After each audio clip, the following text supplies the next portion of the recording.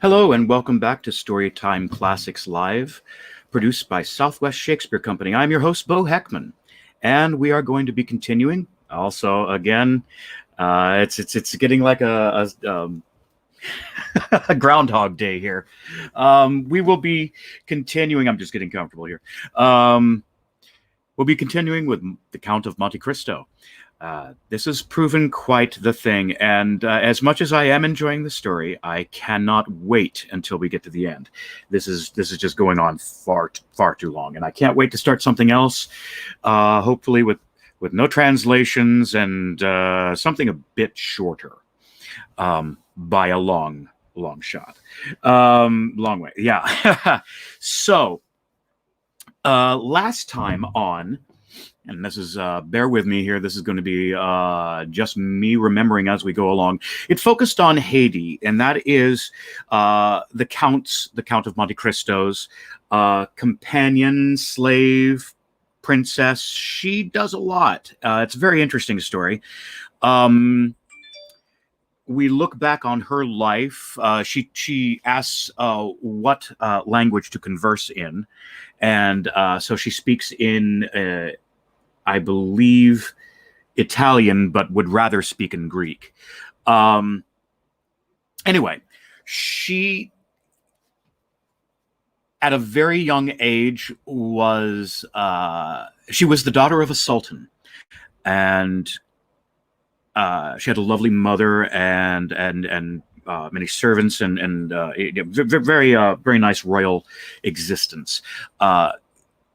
It came to a situation where her father was waiting to hear if he was going to be spared or not, if he was going to be forgiven, and everything like that. It turns out it was a nasty little trick, and people landed on the island and fooled them into believing, or at least fooled her mother and everyone hiding out in this cave, that they had come in peace and everything was forgiven. Not so much the case. Bloodshed.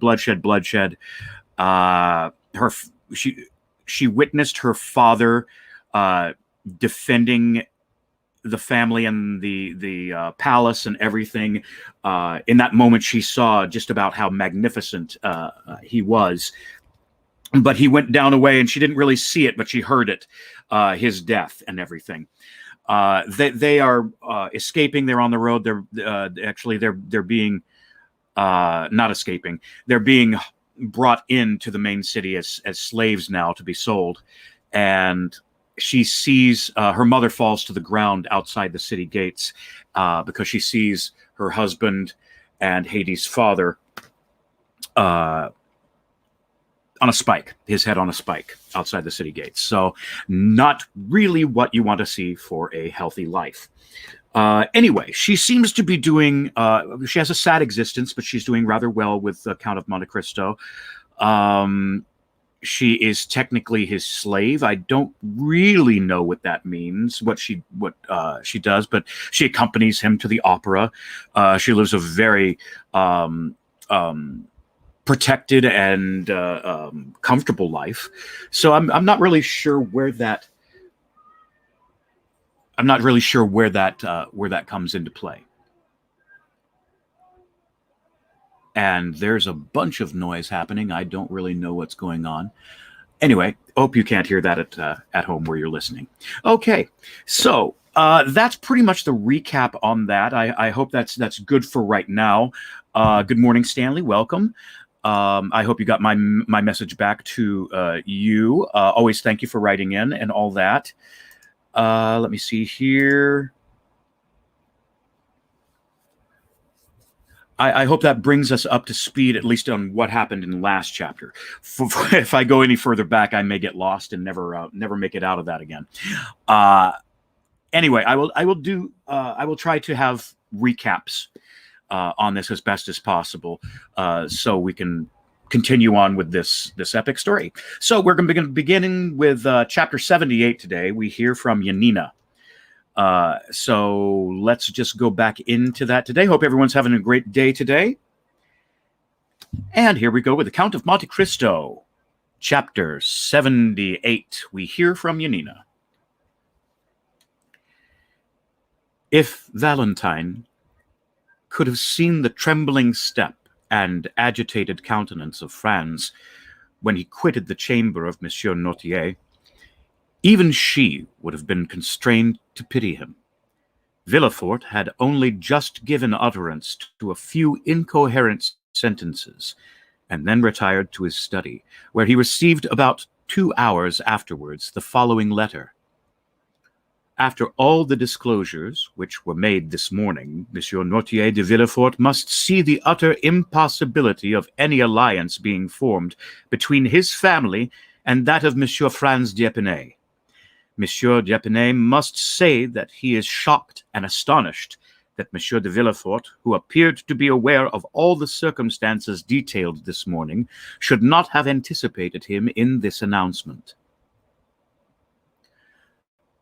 No one who had seen the magistrate at this moment, so thoroughly unnerved by the recent inauspicious combination of circumstances, could have supposed for an instant that he had anticipated the annoyance, although it certainly never had occurred to him that his father would carry candor, or rather rudeness, so far as to relate such a history. And in injustice to Villefort, it must be understood that Monsieur Noirtier, who never cared for the opinion of his son on any subject, had always omitted to explain the affair to Villefort, so that he had all his life entertained the belief that General de Crisnel, or the Baron d'Épinay, as he was alternately styled, according as the speaker wished to identify him by his own family name, or by the title which had been conferred on him, fell the victim of assassination, and not that he was killed fairly in a duel. This harsh letter, coming out as it did from a man generally so polite and respectful, struck a mortal blow at the pride of Villefort. Hardly had he read the letter when his wife entered. The sudden departure of Franz, after being summoned by Monsieur Noirtier, had so much astonished everyone that the position of Madame de Villefort, left alone with the notary and the witness, became every moment more embarrassing. Determined to bear it no longer, she arose and left the room, saying she would go and make some inquiries into the cause of his sudden disappearance. Monsieur de Villefort's communications on the subject were very limited and concise. He told her, in fact, that an explanation had taken place between Monsieur Noirtier and Monsieur d'Épinay and himself, and that the marriage of Valentine and Franz would consequently be broken off. This was an awkward and unpleasant thing to have to report to those who were awaiting her return in the chamber of her father-in-law. She therefore contented herself with saying that Monsieur Noirtier, having at the commencement of this discussion been attacked by a sort of apoplectic fit, the affair would necessarily be deferred for some days longer. This news, false as it was, following so singularly in the train of the 2 similar misfortunes which had so recently occurred, evidently astonished the auditors, and they retired without a word. During this time, Valentine, at once terrified and happy, after having embraced and thanked the feeble old man for thus breaking with a single blow the chain which she had been accustomed to consider as irrefragable. Hi, Jane. Jane says hi. Cat hair. Okay. The news, false as it was, following so singularly in the train of the 2 similar misfortunes which had so recently occurred, evidently astonished the auditors, and they retired without a word. During this time, Valentine, at once terrified and happy, after having embraced and thanked the feeble old man for thus breaking with a single blow the chain which she had been accustomed to consider as irrefragable, asked to leave to retire to her own room in order to recover her composure. Noirtier looked at the permission which she solicited, but instead of going to her own room, Valentine, having once gained her liberty, entered the gallery, and opening a small door at the end of it, found herself at once in the garden.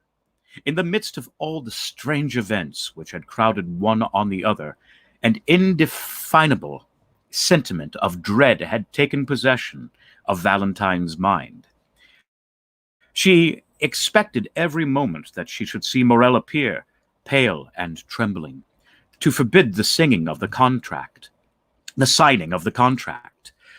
Like the Laird of Ravenswood in The Bride of Lammermoor, it is the high time for her to make her appearance at the gate, for Maximilian had long awaited her coming. He had half guessed what was going on when he saw Franz quit the cemetery with Monsieur de Villefort. He followed Monsieur d'Epinay, saw him enter, afterwards go out, and then re-enter with Albert and Chateau Renaud. He had no longer any doubts as to the nature of the conference. He therefore quickly went to the gate in the clover patch, prepared to hear the result of the proceedings, and very certain that Valentine would hasten to him the first moment he set at liberty. He was not mistaken. Peering through the crevices of the wooden partition, he soon discovered the young girl, who cast aside the first glance which Maximilian directed towards her, entirely reassured him, and the first words she spoke made his heart bound with delight. "We are saved," said Valentine.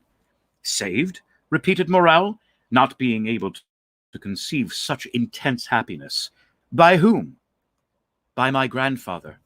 Oh, Morrel, pray love him for all his goodness to us."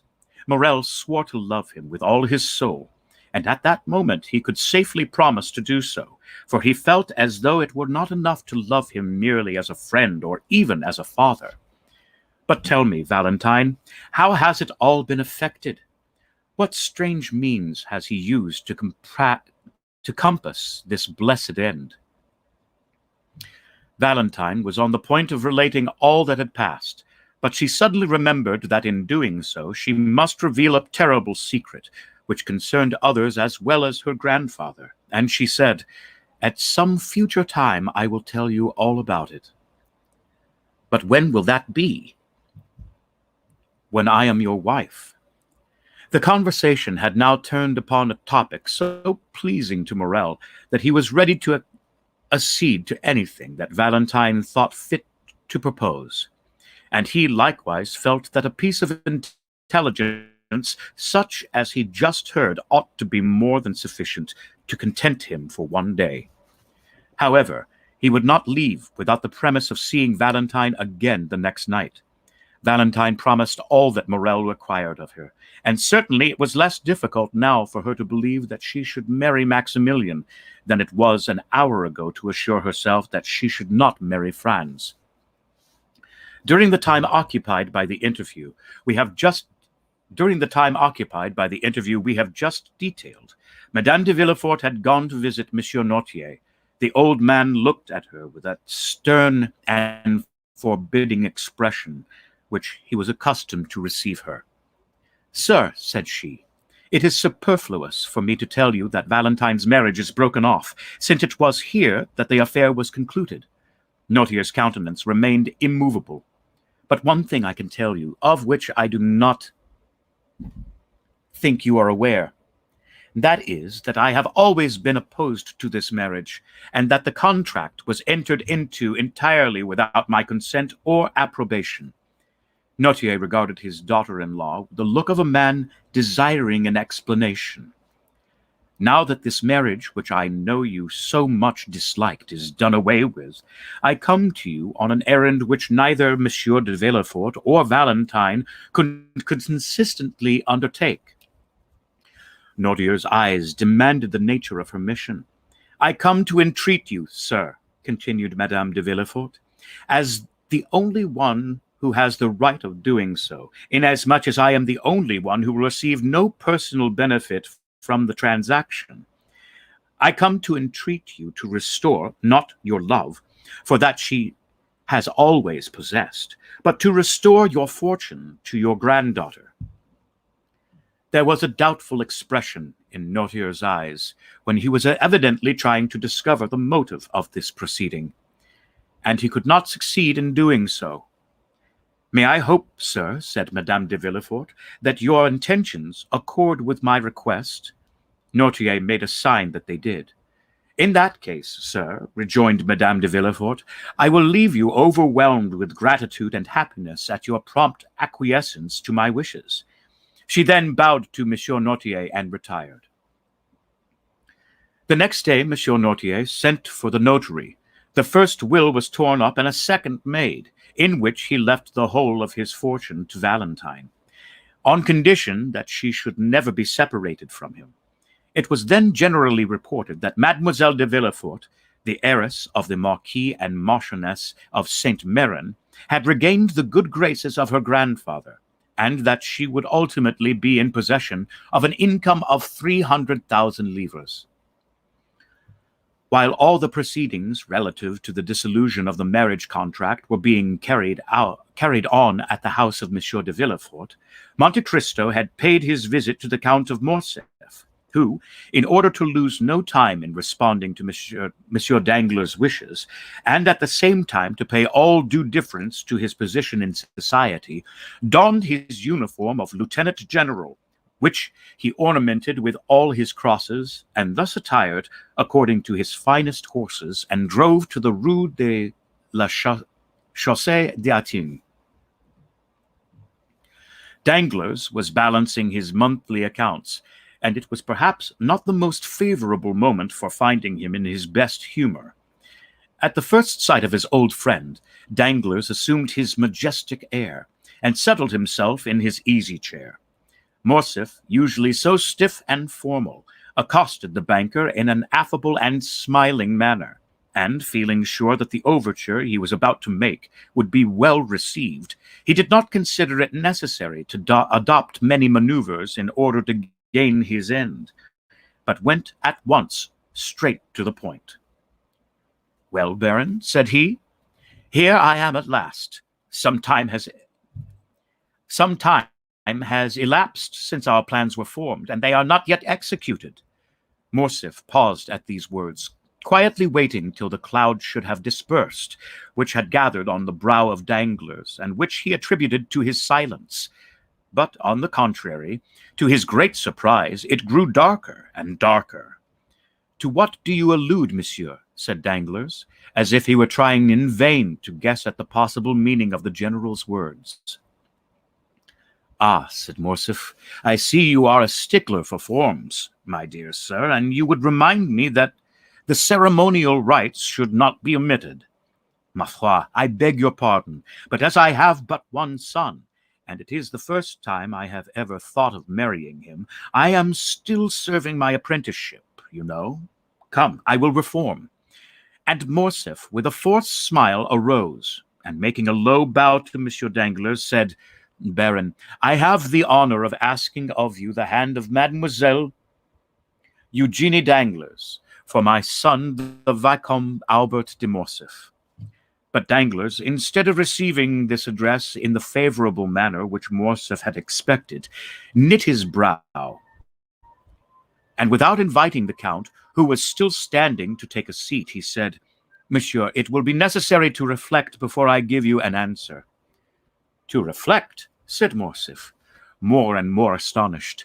"Have you not had enough time for reflection during the 8 years which have elapsed since this marriage was first discussed between us?" "Count," said the banker, "things are constantly occurring in the world to induce us to lay aside our most established opinions, or at all events to cause us to remodel them according to the change of circumstances which may have placed affairs in a totally different light to that in which we at first viewed them." "I do not understand you, Baron," said Morcerf. "What I mean to say is this, sir, that during the last fortnight unforeseen circumstances have occurred." "Excuse me," said Morcerf, "but is it a play we are acting?" "A play? Yes, for it is like one. Pray, let us come more to the point, and endeavor thoroughly to understand each other." "That is quite my desire. You have seen Monsieur de Monte Cristo, have you not?" I see him very often, said Danglars, drawing himself up. He is a particular friend of mine. Well, in one of your late conversations with him, you said that I appeared to be forgetful and irresolute concerning his marriage, did you not? I did say so. Well, here I am, proving at once that I am really neither the one nor the other, by entreating you to keep your promise on that score. Danglars did not answer. Have you so soon changed your mind, added Morcerf, or have you only provoked my request that you may have the pleasure of seeing me humbled? Danglars, seeing that if he continued the conversation in the same tone in which he had begun it, the whole thing might turn out to be his own disadvantage, turned to Morcerf and said, Count, you must doubtless be surprised at my resolve, and I assure you it costs me much to act in such a manner towards you. But believe me when I say that imperative necessity has imposed the painful task upon me. These are all so many empty words, my dear sir, said Morcerf. They might satisfy a new acquaintance, but the Comte de Morcerf does not rank in that list. And when a man like him comes to another, recalls to him his plighted word, and this man fails to redeem the pledge, he has at least a right to exact from him a good reason for doing. Danglars was a coward, but did not wish to appear so. He was piqued at the tone which Morcerf had just assumed. I am not without a good reason for my conduct, replied the banker. What do you mean to say? I mean to say that I have a good reason, but that it is difficult to explain. You must be aware, at all events, that it is impossible for me to understand motives before they are explained to me. But one thing at least is clear, which is that you decline allying yourself with my family. No, sir, said Danglars. I merely suspend my decision. That is all. And do you really flatter yourself that I shall yield to all your caprices, and quietly and humbly await the time of again being received into your good graces? Then, Count, if you will not wait, we must look upon these projects as if they had never been entertained. The Count bit his lips till the blood almost started, to prevent the ebullition of anger which his proud and irritable temper scarcely allowed him to restrain. Understanding, however, that in the present state of things the laugh would decidedly be against him, he turned from the door towards which he had been directing his steps, and again confronted the banker. A cloud settled on his brow, evincing decided anxiety and uneasiness, instead of the expression of offended pride which had lately reigned there. My dear Danglars, said Morcerf, we have been acquainted for many years, and consequently we ought to make some allowance for each other's failings. You owe me an explanation, and really it is but fair that I should know what circumstance has occurred to deprive my son of your favor. It is from no personal ill feeling towards the Viscount. That is all I can say, sir, replied Danglars, who resumed his insolent manner as soon as he perceived that Morcerf was a little softened and calmed down. And towards whom do you bear this personal ill feeling, then? Said Morcerf, turning pale with anger. The expression of the Count's face had not remained unperceived by the banker. He fixed on him a look of greater assurance than before, and said, You may perhaps be better satisfied than I should not go farther into particulars. A tremor of suppressed rage shook the whole frame of the Count, and making a violent effort over himself, he said, I have a right to insist on your giving me an explanation. Is it Madame de Morcerf who has displeased you? Is it my fortune, which you find insufficient? Is it because my opinions differ from yours? Nothing of the kind, sir, replied Danglars. If such had been the case, I only should have been to blame, inasmuch as I was aware of all these things when I made the engagement. No, do not seek any longer to discover the reason. I really am quite ashamed to have been the cause of your undergoing such severe self-examination. Let us drop the subject, and adopt the middle course of today, which implies neither a rupture nor an engagement. Ma foi, There is no hurry. My daughter is only 17 years old, and your son 21. While we wait, time will be progressing. Events will succeed each other. Things which in the evening look dark and obscure appear but too clearly in the light of morning, and sometimes the utterance of one word or the lapse of a single day will reveal the most cruel of calumnies. Calumnies, did you say, sir? Replied Morcerf, turning livid with rage. Does anyone dare to slander me? Monsieur, I told you that I considered it best to avoid all explanation. Then, sir, I am patiently to submit to your refusal. Yes, sir. Although I assure you the refusal is as painful for me to give as it is for you to receive. For I had reckoned on the honor of your alliance, and the breaking off of a marriage contract always injures the lady more than the gentleman. Enough, sir, said Morcerf. We will speak no more on the subject. And clutching his gloves in anger, he left the apartment. Danglars observed that during the whole conversation, Morcerf had never once dared to ask if it was on his own account that Danglars recalled his word. That evening he had a long conference with several friends, and Monsieur Cavalcanti, who had remained in the drawing-room with the ladies, was the last to leave the banker's house. The next morning, as soon as he awoke, Danglars asked for the newspapers. They were brought to him.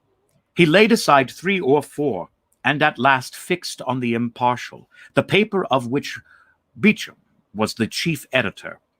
He hastily tore off the cover, opened the journal with nervous precipitation, passed contemptuously over the Paris jottings, and arriving at the miscellaneous intelligence, stopped with a malicious smile at a paragraph headed, "We hear from Yanina."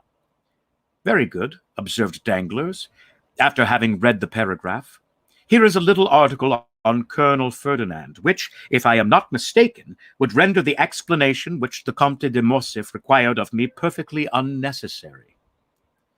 At the same moment, that is, at 9 o'clock in the morning, Albert de Morcerf, dressed in a black coat, buttoned up to his chin, might have been seen walking with a quick and agitated step in the direction of Monte Cristo's house in the Champs-Élysées. When he presented himself at the gate, the porter informed him that the Count had gone out but half an hour previously. Did he take Baptistin with him? No, my lord. Call him, then. I wish to speak to him. The concierge went to seek the valet de chambre, and returned with him in an instant. My good friend, said Albert, I beg pardon for my intrusion, but I was anxious to know from your own mouth if your master was really out or not. He is really out, sir, replied Baptistin. Out? Even to me? I know how happy my master always is to receive the Vicomte, said Baptistin, and I should therefore never think of including him in any general order. You are right. And now I wish to see him on an affair of great importance. Do you think it will be long before he comes in? No, I think not, for he ordered his breakfast at 10 o'clock. Well, I will go and take a turn in the Champs-Élysées, and at 10 o'clock I will return here. Meanwhile, if the Count should come in, will you beg him not to go out again without seeing me? You may depend on my doing so, sir, said Baptistin. Albert left the cab in which he had come at the Count's door, intending to take a turn on foot. As he was passing the Allée de Veuilles, he thought he saw the Count's horses standing at Gosset's shooting gallery. He approached, and soon recognized the coachman. Is the Count shooting in the gallery? Said Morcerf. Yes, sir, replied the coachman. While he was speaking, Albert had heard the report of 2 or 3 pistol shots. He entered, and on his way met the waiter. Excuse me, my lord, said the lad, but will you have the kindness to wait a moment? Wait for Philip? Asked Albert, who, being a constant visitor there, did not understand this opposition to his entrance. Because the person who is now in the gallery prefers being alone and never practices in the presence of anyone. Not even before you, Philip? Then who loads his pistol? His servant. A Nubian? A Negro. It is he, then? Do you know this gentleman? Yes, and I am come to look for him. He is a friend of mine. Oh, that is quite another thing, then. I will go immediately and inform him of your arrival. And Philip, urged by his own curiosity, entered the gallery. A second afterwards, Monte Cristo appeared on the threshold. I ask your pardon, my dear Count, said Albert, for following you here, and I must first tell you that it was not the fault of your servants that I did so.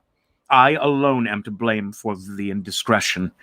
I went to your house, and they told me you were out, but that they expected you home at 10 o'clock to breakfast. I was walking about in order to pass away the time till 10 o'clock, when I caught sight of your carriage and horses. What you have just said induces me to hope that you intend breakfasting with me. No, thank you. I am thinking of other things besides breakfasting just now. Perhaps we may take that meal at a later hour and in worse company. What on earth are you talking of? I am to fight today. For what? I am going to fight. Yes, I understand that. But what is the quarrel? People fight for all sorts of reasons, you know. I fight in the cause of honor. Oh, that is something serious. So serious that I come to beg you to render me a service. What is it? To be my second. That is a serious matter, and we will not discuss it here. Let us speak of nothing till we get home. Ali, bring me some water. The Count turned up his sleeves and passed into the little vestibule where the gentlemen were accustomed to wash their hands after shooting. Come in, my lord, said Philip in a low tone, and I will show you something droll. Morcerf entered, and in place of the usual target, he saw some playing cards fixed against the wall. At a distance, Albert thought it was a complete suit, for he counted from the ace to the 10. Ha! said Albert. I see you are preparing for a game of cards. No, said the Count. I was making a suit. How? said Albert. These are really aces and twos which you see, but my shots have turned them into 3s, 5s, 7s, 8s, 9s, and 10s. Albert approached. In fact, the bullets had actually pierced the cards in the exact places which the painted signs would otherwise have occupied, the lines and distances being as regularly kept as if they had been ruled with pencil. Diable, said Morcerf. What would you have, my dear Viscount? Said Monte Cristo, wiping his hands on the towel which Ali had brought him. I must occupy my leisure moments in some way or another. But come, I am waiting for you. Both men entered Monte Cristo's carriage, which in the course of a few minutes deposited them safely at number 30. Monte Cristo took Albert into his study, and pointing to a seat, placed another for himself. Now let us talk the matter over quietly, said the Count. You see, I am perfectly composed, said Albert. With whom are you going to fight? With Beauchamp. One of your friends? Of course, it is always with friends that one fights. I suppose you have some cause of quarrel. I have. What has he done to you? There appeared in his journal last night, but wait, and read for yourself. And Albert handed over the paper to the Count, who read as follows. A correspondent at Yanina informs us of a fact which until now we had remained in ignorance. The castle, which formed the protection of the town, was given up to the Turks by a French officer named Ferdinand, in whom the Grand Vizier, Ali Tepelini, had reposed the greatest of confidence. Well, said Monte Cristo, what do you see in that to annoy you? What do I see in it? Yes. What does it signify to you if the castle of Yanina was given up by a French officer? It signifies my father, the Count of Morcerf, whose Christian name is Ferdinand. Did your father serve under Ali Pasha? Yes, that is to say, he fought for the independence of the Greeks, and hence arises the calumny. Oh, my dear Viscount, do talk reason. I do not desire to do otherwise. Now, just tell me who the devil should know in France that the officer Ferdinand and the Count of Morcerf are one and the same person. And who cares about Janina, which was taken as long ago as the year 1822 or 1823? That just shows that meanness of this slander. They have allowed all this time to elapse, and then all of a sudden rake up events which have been forgotten to furnish materials for scandal, in order to tarnish the luster of our high position. I inherit my father's name, and I do not choose that the shadow of disgrace should darken it. I am going to Beauchamp, in whose journal this paragraph appears, and I shall insist on his retracing the assertion before 2 witnesses. Beauchamp will never retract. Then he must fight. No, he will not, for he will tell you what is very true, that perhaps there were 50 officers in the Greek army bearing the same name. We will fight, nevertheless. I will efface that blot on my father's character. My father, who was such a brave soldier, whose career was so brilliant. Oh, well, he will add, we are warranted in believing that this Ferdinand is not the illustrious Count of Morcerf, who also bears the same Christian name. I am determined not to be content with anything short of an entire retraction. And you intend to make him do it in the presence of 2 witnesses, do you? Yes. You do wrong, which means, I suppose, that you refuse the service which I asked of you. You know my theory regarding duels. I told you my opinion on that subject, if you remember when we were at Rome. Nevertheless, my dear Count, I found you this morning engaged in an occupation, but still consistent with the notions you profess to entertain. Because, my dear fellow, you understand one must never be eccentric. If one's lot is cast among fools, it is necessary to study folly. I shall perhaps find myself one day called out by some hair-brained scamp who has no more real cause of quarrel with me than you have with Beauchamp. He may take me to task for some foolish trifle or another. He will bring his witnesses, or will insult me in some public place, and I am expected to kill him for all that. You will admit that you would fight then. Well, if so, why do you object to my doing so? I did not say that you ought not to fight. I only say that a duel is a serious thing, and ought not to be undertaken without due reflection. Did he reflect before he insulted my father? If he spoke hastily, and owns that he did so, you ought to be satisfied. Oh, my dear Count, you are far too indulgent, and you are far too exacting. Suppose, for an instance, and do not be angry at what I am going to say. Well, supposing the assertion to be really true, a son ought not to admit to such a stain on his father's honor. Ma foi, we live in times where there is much to which we must submit. That is precisely the fault of the age. And do you undertake to reform it? Yes, as far as I am personally concerned. Well, you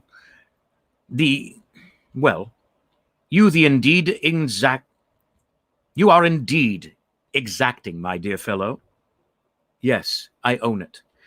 Are you quite impervious to good advice? Not when it comes from a friend. And do you account me that title? I certainly do. Well then, before going to Beauchamp with your witnesses, seek further information on the subject. From whom? From Haydée. Why, what can be the use of mixing a woman up in the affair? What can she do in it? She can declare to you, for example, that your father had no hand whatever in the defeat and death of the vizier, or if, by chance, he had indeed the misfortune to.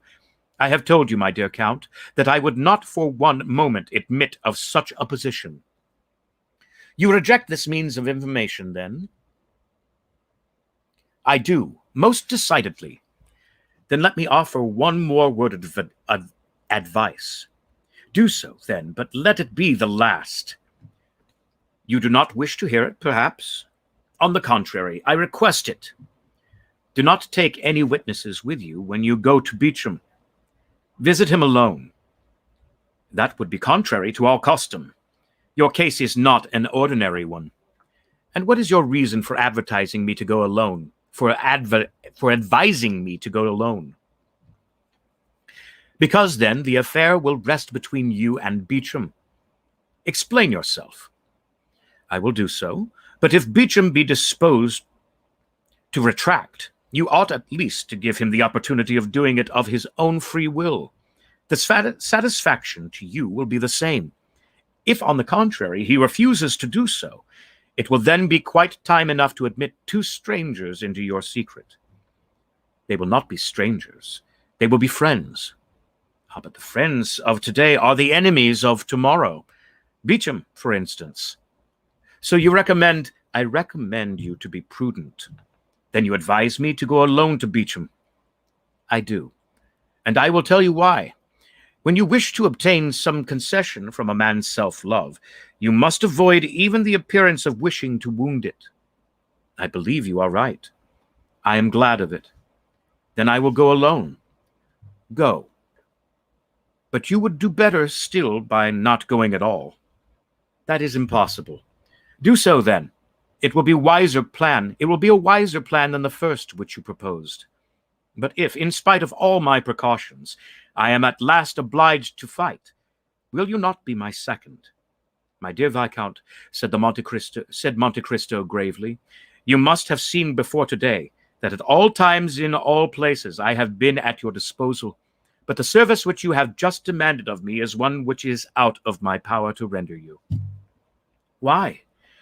Perhaps you may know at some future period, and in the meantime I request you to excuse my declining to put you in possession of my reasons. Well, I will have Franz and Chateau Renaud. They will be the very men for it. Do so then. But if I do fight, you will surely not object to giving me a lesson or two in shooting and fencing. That too is impossible. What a singular being you are! You will not interfere in anything. You are right. That is the principle on which I wish to act. We will say no more about it, then. Goodbye, Count. Morcerf took his hat and left the room. He found his carriage at the door, and doing his utmost to restrain his anger, he went at once to find Beauchamp, who was in his office. It was a gloomy, dusty-looking apartment, such as journalists' offices have always been from time immemorial. I don't think I pronounced that correctly. The servant announced to Monsieur Albert de Morcerf. Beauchamp repeated the name to himself, and though he could scarcely believe that he had heard aright, and then gave orders for him to be admitted, Albert entered. Beauchamp uttered an exclamation of surprise on seeing his friend leap over and trample underfoot all the newspapers which were strewed about the room.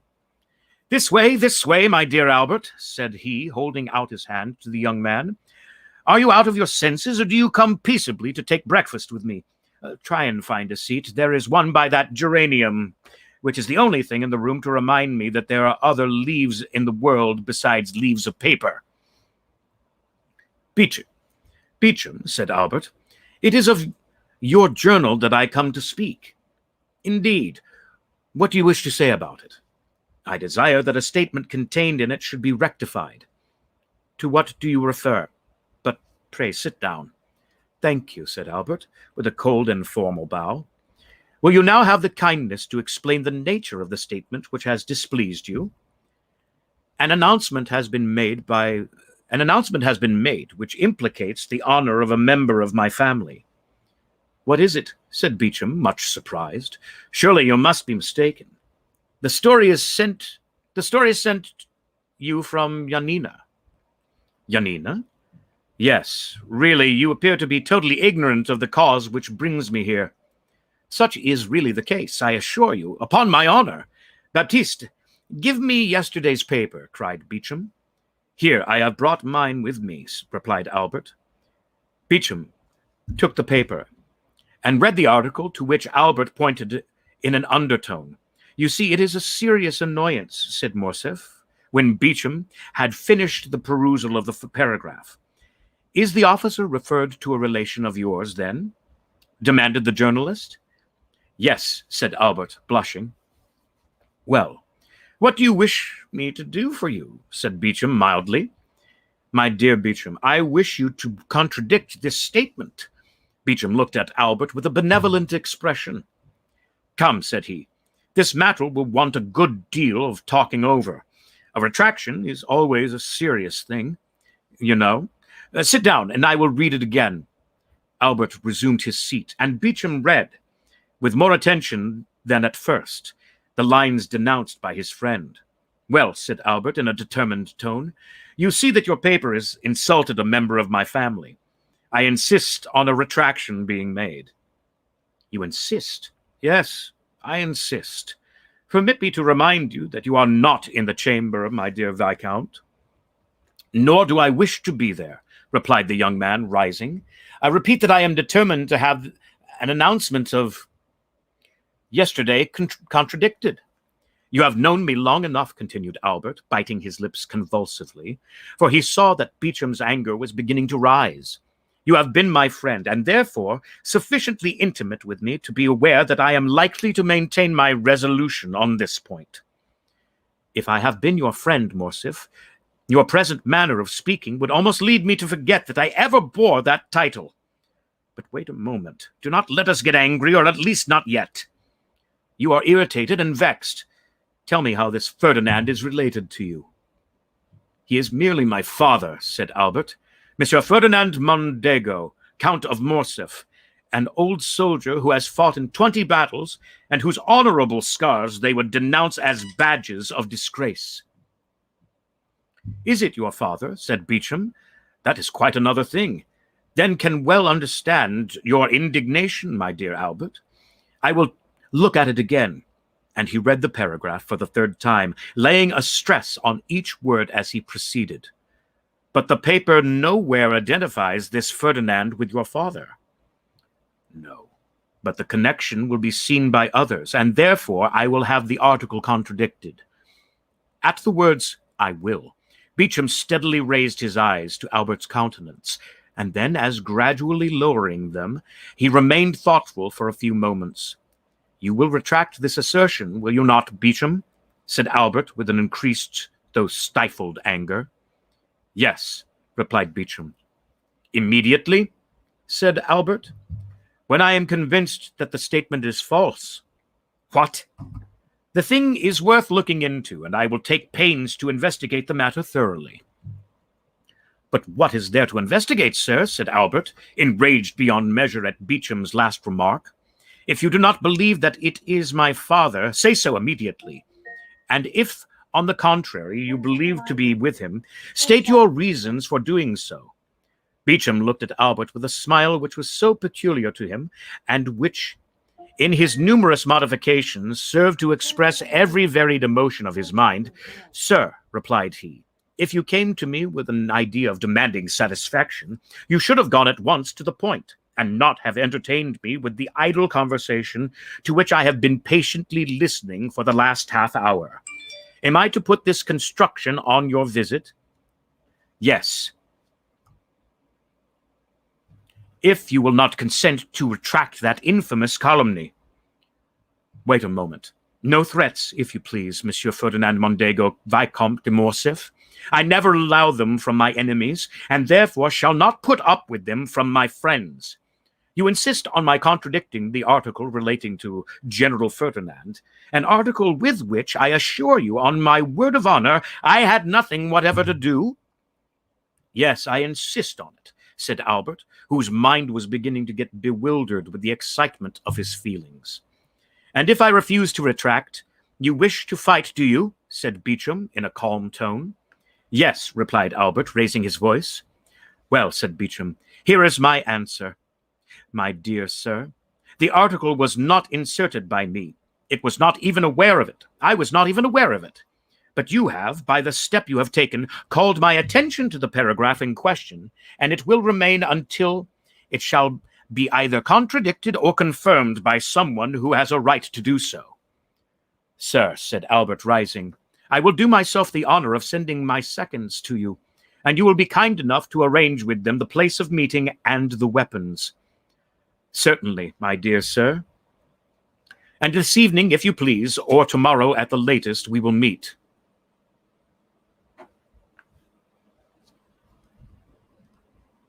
Excuse me for just a moment. Let me pause, and I will have a drink of water. I will be gone for just a moment.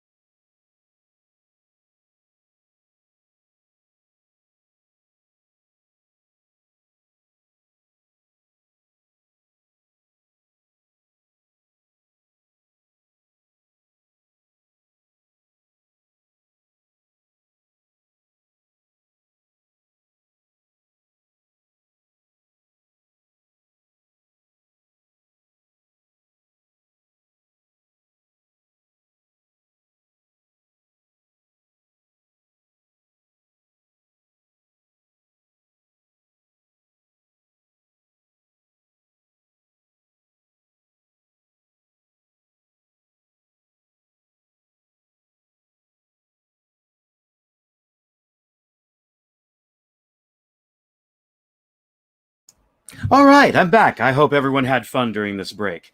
What did y'all do? Okay, we'll talk later. Okay, picking up with this. Certainly, my dear sir. And this evening, if you please, or tomorrow at the latest, we will meet. No. I will be on the ground at the proper time, but in my opinion, I have a right to dictate the preliminaries. As it is, I who have received the provocation. In my opinion, the time ought not be yet. I know you will be well skilled in the management of the sword, while I am only moderately so. I know, too, that you are a good marksman. There we are about equal. I know that a duel between us two would be a serious affair. Because you are brave, and I am brave also, I do not, therefore, wish either to kill you or to be killed myself without a cause. Now I am going to put a question to you, and one very much to the purpose, too. Do you insist on this retraction so far as to kill me if I do not make it, although I have repeated more than once and affirmed on my honor that I was ignorant of the thing which you charge me? And although I still declare that it is impossible for anyone but you to recognize the Count of Morcerf under the name of Ferdinand, I maintain my original resolution. Very well, my dear sir. Then I consent to cut throats with you, but I require 3 weeks' preparation. At the end of that time I shall come and say to you, the assertion is false, and I retract it, or the assertion is true, when I shall immediately draw the sword from its sheath, or the pistols from the case, whichever you please. 3 weeks, cried Albert. They will pass as slowly as 3 centuries when I am all the time suffering dishonor. Had you continued to remain on amicable terms with me, I should have said, patience, my friend. But you have constituted yourself my enemy. Therefore, I say, what does that signify to me, sir? Well, let it be 3 weeks then, said Morcerf. But remember, at the expiration of that time, no delay or subterfuge will justify you in... Monsieur Albert Morcerf, said Beauchamp, raising in his turn, I cannot throw you out of window for 3 weeks. That is to say, for 24 days to come, nor have you any right to split my skull open till that time has passed. That time has elapsed. Today is the 29th of August. The 21st of September will therefore be the conclusion of the term agreed on, and till that time arrives, and it is the advice of a gentleman which I am about to give to you, till then we will refrain from growling and barking like 2 dogs chained within sight of each other. When he had concluded his speech, Beauchamp bowed coldly to Albert, turned his back upon him, and went to the press room. Albert vented his anger on a pile of newspapers, which he sent flying all over the office by switching them violently with his stick. After which ebullition he departed, not, however, without walking several times to the door of the press room, and if he had half a mind to enter, while Albert was lashing the front of his carriage in the same manner that he had the newspapers, which were the innocent agents of his discomfiture. As he was crossing the barrier, he perceived Morrel, who was walking with a quick step and a bright eye. He was passing the Chinese baths, and appeared to have come from the direction of the Porte Saint-Martin, and to be going towards the Madeleine. "Ah," said Morcerf, "there goes a happy man." And it so happened Albert was not mistaken in his opinion. We will stop there today and resume next time on Tuesday with chapter 79, The Lemonade. Cool, refreshing. All right, we'll see you next time on Storytime Classics Live. Thanks for tuning in today.